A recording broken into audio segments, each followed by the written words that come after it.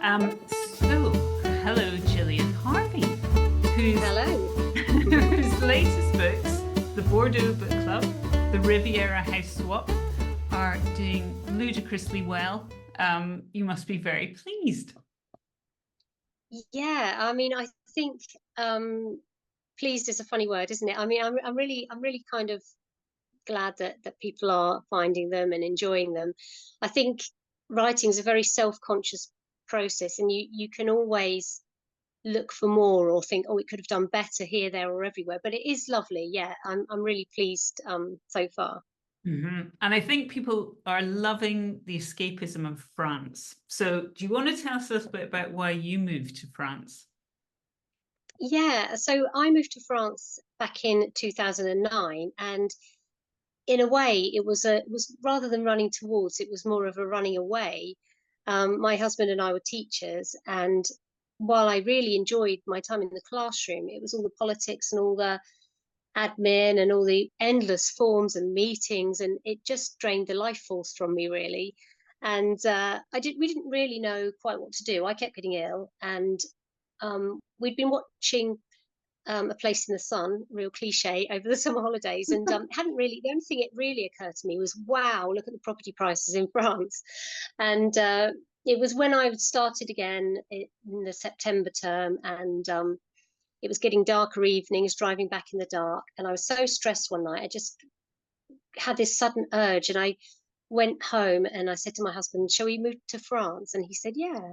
And we couldn't really believe we were doing it, but it was almost like momentum from that point, just this kind of idea of doing something totally different and escaping. And it really was a wonderful experience. And maybe one we should have researched a bit more, but we just went for You it. And I just think, jumped in. yeah, You we really did. I think we might have put ourselves off if we'd researched too much, only because there was a lot of kind of admin and things to work out, and it was quite complicated from time to time. But if I'd looked at all of that as a whole before I moved, I would have thought, oh, I can't do all that. But actually, when you're there and you're just kind of doing one thing at a time and getting through it, it's not so bad. So maybe going in blind was a good idea in the end. Yeah, and I mean, it wasn't just you and your husband. There's quite a lot of other people involved, isn't there? Yeah. But at the time there was just a bump when we went over. Right. I was 20 weeks pregnant, so we made the decision in 2008, and we'd been more or less told we didn't have much of a chance of having any kids, which are something that was devastating to me. But we had some fertility treatment and a miracle, and so when we moved over, I was actually 20 weeks pregnant. And then things, I don't know, maybe it's the lifestyle, but more children then seemed to come along more easily. And we ended up with five. So it was a real adventure in so many ways. Yeah, fantastic. So that, yes. And where about were you based in France? We were in Limousin, which we didn't know much about before we moved. It's kind of two-thirds the way down in the middle is roughly what we say to everyone. Mhm. But it's a lovely area, very, very rural. Lots of lovely lakes with beaches, quiet countryside, and quite rustic in its own way, but beautiful too. It took a while to get used to how quiet it was sometimes, but a really lovely place to kind of live and reset and bring the children up when they were very young as well. And is that when you started writing in France? No, I actually I started writing from about the age of 5. Mhm. Um, and that was my ambition to. I mean, I was an avid reader, ridiculously avid when I was very young, and I wanted to write more than anything. And at first, I wanted to be a poet, and then it changed to an author. Obviously, when I understood a bit more about what was involved, but I actually. So I kept starting books. I'd write whenever I could. I was writing on the beach in a notebook and on family holidays, that kind of thing. But I think there's an aspect. I mean, when you want to do something like that, people see it very much as a pipe dream, and they say, okay, but what's your backup plan, and what's your real job going to be? And so my real job became teaching, which obviously is great for someone English teacher who loves books. Yeah. But I carried on writing, and I used to send my books off. I finished my first book when I was 24, and by the time I'd gone to France, I'd written three, but I hadn't got an agent, and I'd not tried very hard to get one because I was always chasing the next shiny idea rather than sitting with my work and editing it. And that's something that came maybe with a bit more age and experience But later that is on. amazing. So you wrote three books and presumably you sent Mm. them all off one after the other and they all got those "I don't love it" rejections. That Well, kind yeah, of, and it was even worse because I mean it was back in the day. So we're talking, you didn't email it in, you had to get a manila you envelope had to and then you print had to it get out. return. And Yep. so you'd come home from school, like open the door and there'd be this manila envelope. And you knew that if it was a manila envelope returning, it wasn't going to be good news. Um, Yes. but my problem was, I think, that I lacked the self-belief that I would actually get anywhere with it. And so I used to send it to three or four agents and then give up and start a new book. And knowing what I know now, I maybe should have pushed a bit harder, but it's a lot of stamps, isn't it? Yeah. At that point. And I think I suppose, I mean, it was my seventh book was the one that finally got published, and I Seventh. made more seventh book, and I made more connections with the writing community over that time, and I read a lot of um, people's kind of journeys of successful authors, because you always think they've just popped out of nowhere all shiny, rather than kind of trudged through all the trenches on the way. Yeah. And it was actually Mark Haddon. I a big admirer of Mark Haddon's work, and I tweeted him and asked him a couple of questions, and he was really kind, and he replied, and his book was his seventh book as well, And was that and that made me feel a lot better. So the curious incident of the dog in the nighttime? Is that right? yeah, that was number seven, and I love his. I mean, if you haven't read any of his kind of books that are more kind of grown up books, because obviously that one's more of a, well, it's sort of a YA, or for anyone really who wants to understand autism. But he's written some other books that he's got incredible writing. So he's someone I've always really admired. So that kind of thing helped. But the real catalyst, believe it or not, when I got to France, I started a writing group, and part of that was just because I was pregnant and lonely, and I wanted to connect with people. And we had this little group of four of us that would meet once a month. And one of the guys in the group, and I won't say which one because I'm not going to say something that flattering now, but he wasn't a great writer. I always felt like his work needed something. And then he did a course, and then he won a short story competition. And I thought, I need some of that course. Yeah. So I did the course, and it was just that one that you see from the Writers Bureau, which I always used to hate because it says why not be a writer, and I always thought you can't just be a writer like that. But what it was about, it wasn't really about how to write, because I guess I knew how to write. It was about how to market your writing, and it was largely about freelancing, which wasn't something I was that interested in. But I thought, well, I'll jump through the hoops of this course. And short story writing was about module 8. So I thought, well, I'll do it. And what happened was amazing, really, because I didn't really know that you can pitch ideas to editors unless you're properly in the industry. Mm-hmm. And I started getting yeses. And suddenly I had this freelance writing career. It was amazing. And I stopped doing the course after about 6 modules because I was making enough money and I had a nice little career going, really. And what that taught me was, first of all, to think a bit more about my audience and what they want, not just what I think I want them to want, but what they want. Mm-hmm. And also that editing is more important, even though it's boring and I didn't love doing it. Editing is crucial.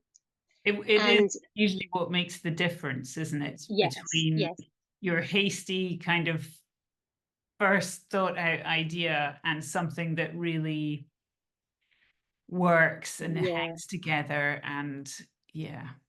I think for me, I didn't really, it sounds dreadful, but I barely edited my first books because I'd edit the first 3 chapters and then I think, well, if an agent wants it, I'll edit the rest then, because what's the point? No one might read this. And Yeah. that was that kind of the wrong attitude, really, because I didn't believe in myself. And but when I guess I got a bit more kudos because I had a bit of a writing CV by then, and I wrote another book, and that was the one that got me over the line with an agent, and the rest sort of fell into place, which was wonderful. So which book was that? So that was a book called "And Everything Is Fine," and it was it was a humorous book, but it was about the whole social media fakery. It was quite, at the time, when I wrote it, 2018, there wasn't really anyone writing about that I'd found, that idea of living one life online and one life in real life. And I was really proud of it. But unfortunately, it got a really good book deal, but it came out in May 2020. Ah, Um, and nobody was buying a book called Everything Is Fine in no. May 2020. It's just like, could it be a worse time? Um, and it was dreadful because I had this big launch planned, and I just approved the invitations for the launch when lockdown happened, and we were like, let's see what happens the next couple of weeks, and then we'll send the invites out. But obviously, everything was closed. Supermarkets weren't even selling books when my book came out, so it kind of scuttled away into the corner, never to be heard of again, unfortunately. Oh So dear. that Oh was dear. kind of, I can laugh at it now, but it was devastating at the Oh, I'm time. And sure. I Yeah. felt like I'd been kind of, I had another book out the next year, but I think when your debut doesn't make ripples, and it was still 21 where a lot of books were kind of being dumped to the market because there'd been a backlog, and that was it. And I was out of contract, and I felt like I'd just been spat out the other side, and that was Yeah. really a very difficult time for me, I because I think didn't really plan for that. post-publication depression is real a condition as Mm, postnatal depression. I think there should yes, probably be books and courses and help for it. Yeah, because I think absolutely. your your expectations, because it's so hard to get in, that you kind of Mm, assume when you're in it's going to be amazing and everything's going to work, and you yes, don't realize you're kind of at the bottom of another pyramid yes, absolutely. And of we're life. we're led Yeah. to believe, I think, through the hype and through the stories of just a few people, that if your debut doesn't sparkle and reach the charts, then you might as well give up. And it's not true for so many writers. And I think the publisher we're with, Boldwood, is amazing because they grow authors. They don't kind of say, let's throw something at the wall and see if it sticks, and if not, you're out, we'll get the next one in. They're very much, let's work with you, let's develop you and support you. And so I've never really had that feeling since being published with them. I've just felt like they've got my back and they believe in me. And obviously, they do a great job with the books as well, because they do very well. So it's a wholly different experience now.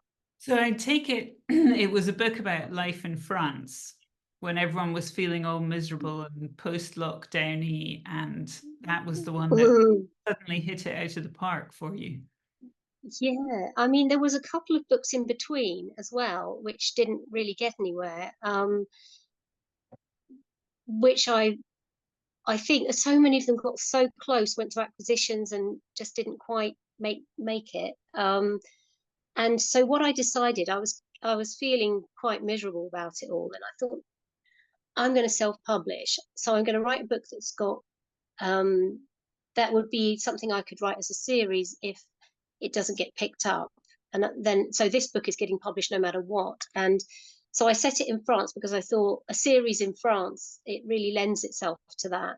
And but it did get picked up very quickly and got me back in the writing game. So now, and I think I didn't really think of setting my writing in France, because to me, France seemed like a very ordinary place, and I forgot really that most people that were reading my books didn't live there. So I had this Yeah, insight.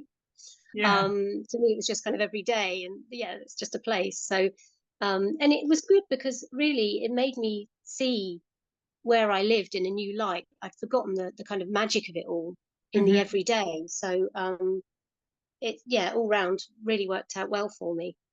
Yes. And so all the books since then have been set in France, and they're usually about Mm, somebody going over for an interesting reason, like they need a kick out of their rut, or mm, some sort of unturned downable offer has come up. But actually the Bordeaux Book Club is about people who live in France. Oh, it's a group mm, of expats, and they've got together for this book club, and lots of they get to know each other, and lots of interesting revelations come out. yeah.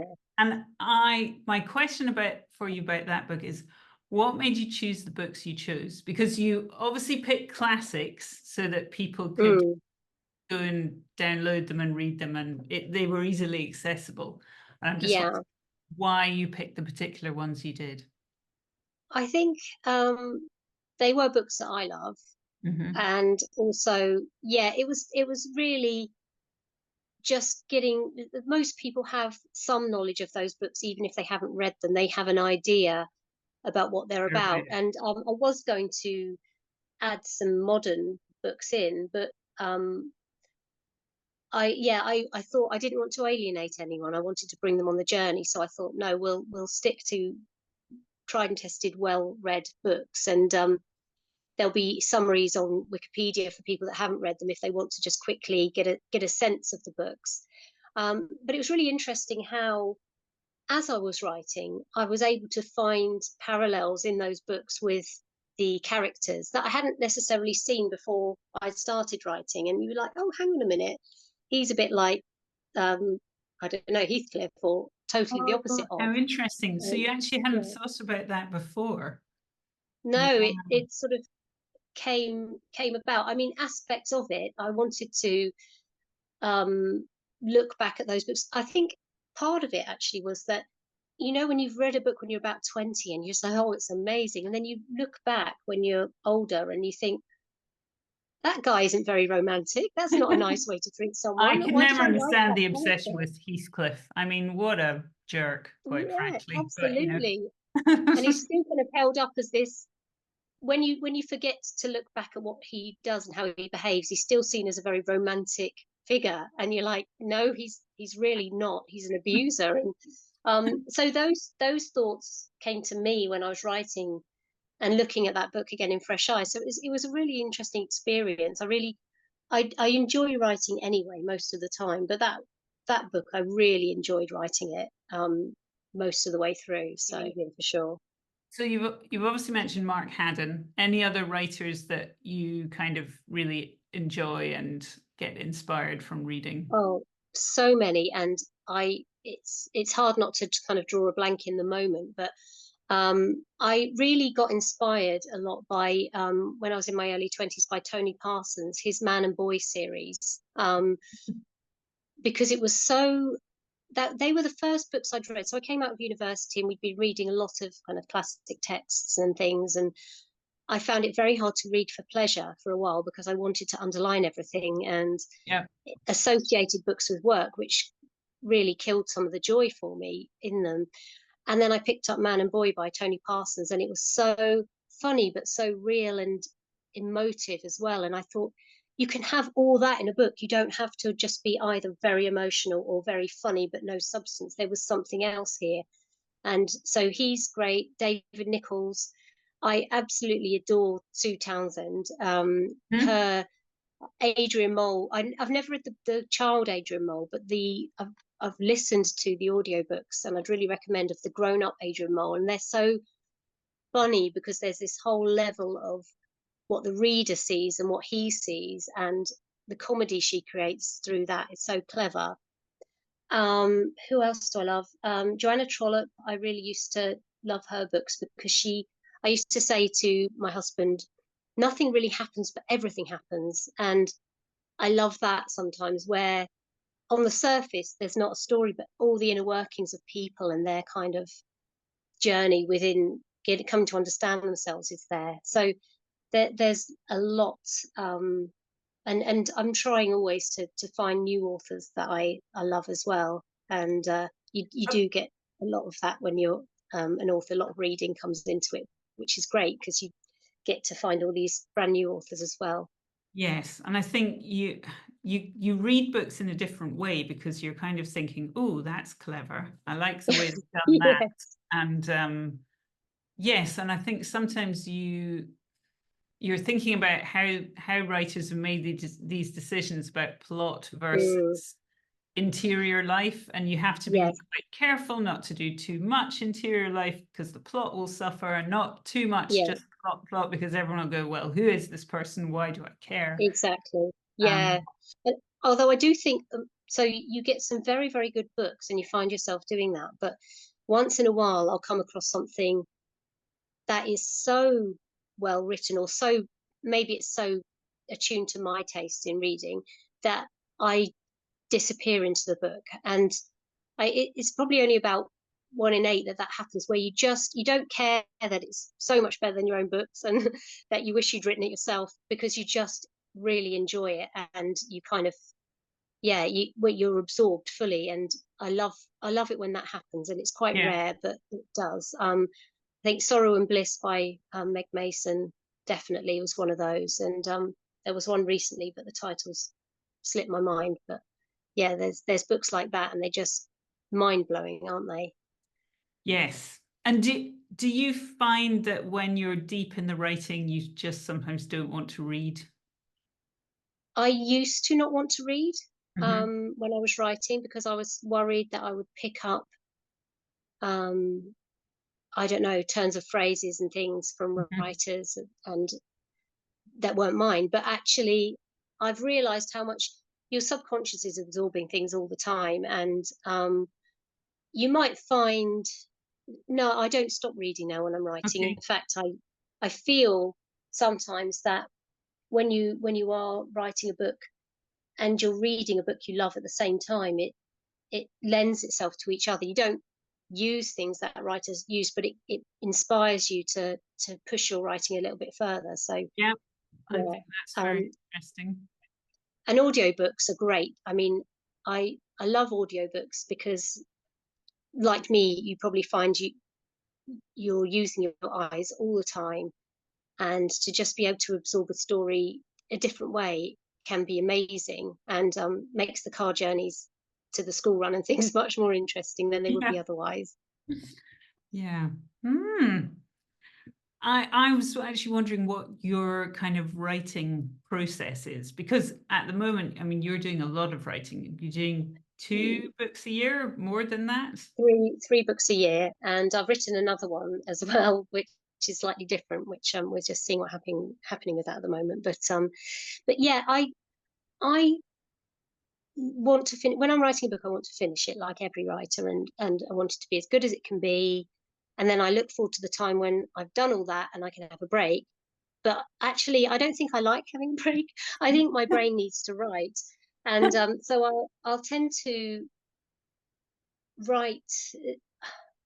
I probably have a month off between books, between writing things or writing ideas for books. But um, I think that writing is really good for my mental health and my stress levels, because um, I can get lost in my own writing worlds. And so it's partly that I want to write, and partly that I need to write. I think that it gives me something that nothing else can. So when I'm actually working on a book, I've learned to make sure I do something every day on it. Usually that means getting to my computer as soon as I can in the day and writing 2,000 words every day. And if I don't do that, if I miss a day or something like that, then I will find that I lose the thread of the story. So Mhm. yeah, that's really So you kind my of main kind of every process. day, probably in the morning, and get all the way to the end, and then start the editing process. Does that work for you? Mostly, well, sometimes what I do is, or suppose what's become my habit now is churning out those 2,000 words. Sometimes that's easy, and sometimes that's really hard. Hmm. Later in the day, I'll have a little look at some of them. I tend to kind of read through bits and pieces just to kind of remind myself and stay familiar with it. And sometimes I'll do a little edit then if I see something or a good idea comes for a metaphor or something. But yeah, for the most part, it's getting to that end, because I feel then I've got it, I've trapped the idea, and it Yep. can't get out now. And then I can really work on making it a good idea. Very interesting. So, Mhm. so you try to give yourself a little break, but it doesn't usually work. You usually Yeah. crack straight on to the next thing. I'm Yeah, I mean, it might be that I'll write short stories or I'll do some other work, or but I think after a while something starts tapping away in my brain, and I think, no, I really need to start writing something now, or I'll get such a good idea or seems really good at the time that I think I must write this. That doesn't always work out, but yeah, I tend to be doing something like that. Very industrious. What is your favorite thing about being an author? Well, it does sound like it's the mental health benefit, and it's that getting into the zone, isn't it? Getting into the Mm, where you aren't thinking about anything else but the yeah, ideas. I think it's doing something. I mean, I will never I hope I will never take for granted the fact that I'm able to do something I love for a living, because I liked teaching, but it didn't give me everything that I needed, and I didn't feel fully fulfilled. Whereas I do feel fulfilled by writing, and it has its ups and downs, and it has its times when you wonder if what you're doing, um, or whether you're ever going to have another good idea, or you suddenly think that everything you've written is terrible. But for the most part, it's just incredible. You're doing something that other people dream about doing, and that you've dreamed about doing. And I think that's the main thing for me. I just love it. I love books. I love words. I love finding new ways to write about age old stories and that kind of thing. So um, even when it's really hard, or your edits land and you've got to trawl through them, or you It's think through you've them, finished a book and yeah. then you find a typo, it's just amazing. And yeah, just But it's any just a joy. any downsides, any things that you really dislike about it? I dislike the fact that there's always a typo, no matter how many proofs something's got.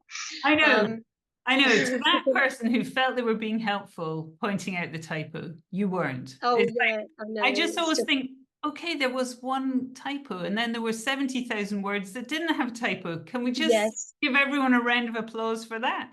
Yeah, I know. It's just you can't believe it got past you sometimes, but there's inevitably one.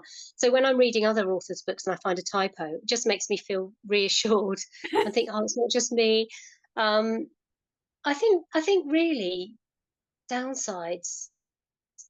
Sometimes the deadline can feel a bit horrifying and creep a bit too close, and sometimes I don't know. You have self-doubt, and that can be hard, or you feel like I should be writing something different, or but I think on the whole it's just eclipsed by the good in what we do, and the kind of joy that I get from it. Yeah. And now I hope you've got a copy of your book to hold up for us. I do, and you just remembered to. So this is the latest one, the Riviera Oh, house it's book. so beautiful. I know, I'm just love the covers that Oldwood are producing for me. Makes me want to go there. Yes. um It's sure. just like a lovely holiday snap of like just Yes, as you say, the place you want to go to. Yeah. absolutely, So yeah. Yeah. so in a nutshell, what is that one about? Okay, so it's about Nina, who she's played it safe all her life because she thinks that's the way to happiness and security. That's what she kind of values. To the point where she's making pros and cons lists for everything she does, really. And then her life kind of implodes. Her husband, she's got a good enough marriage, but her husband wants more, and she doesn't really blame him because it's gone a bit stale. So he wants a divorce, which means they're selling their house. And her work's changed beyond recognition and hasn't really given her the things she's hoped for in life. And then on her 40th birthday, which is a bit of a kind of horror for her because she's not where Mhm. she wants to be in life. She doesn't have the kids. She doesn't have the marriage. Her decree absolute lands on her doormat. She thinks it's a birthday card and opens it, and she's suddenly like, everything's gone wrong. I've played it safe all my life. Everything's gone wrong. what's the point of playing it safe? And around the same time, when she's clearing out a house, she finds this old love letter from a boy from French exchange, and she thinks, maybe I'll find him and see if there's anything still French there. exchange. So yeah, so Oh, it that's becomes a kind of a quest for redoing your life, or finding out if you can go back and remake those decisions, yes, and and at the taking very risks. least, doing something a bit crazy for a while, no matter what Yes, the end result is. Yeah. that's it. Yeah, so Oh, it's just sounds that kind of great. yeah. It was a really, actually, it's a really fun book to write, and it's one of the ones where I felt really fond of some of the characters myself by the end. So yeah, it was a book that really kind of fell into place quite naturally somehow. So yeah, I enjoyed that one. And did you have a French exchange? I feel I have to ask you that. No, I didn't. I never went on French exchange. I supported French children who came over to the school that I taught at on French Mhm. exchange and saw them and stuff. But and I had friends that did the French exchange, but I never did. But I did go on residential trips with school, and there was always girls crying on the way home because they'd met someone at 13 and now they were never going to see them again, and the drama of it all. And so I Oh remembered that, yeah, and I yeah. think I remember it's the end writing of the those world at that letters. age, I isn't loved you. it? Yes. And there was no social media, was there? So there's no chance you're going to see them again. Yeah, so devastation, and how you look back and think, what an idiot, really. And it wasn't the end of the world. But and similarly with Nina, the kind of the dream that she's kind of felt she walked away from all those years ago doesn't turn out quite as she expected when she finally tracks him down. But we'll leave that rest to her to avoid spoilers. Fantastic. Well, it's been lovely talking to you. Yeah, Thank you you so too. much Thank for your you. time, and really good luck with the new book. Hope it does really well.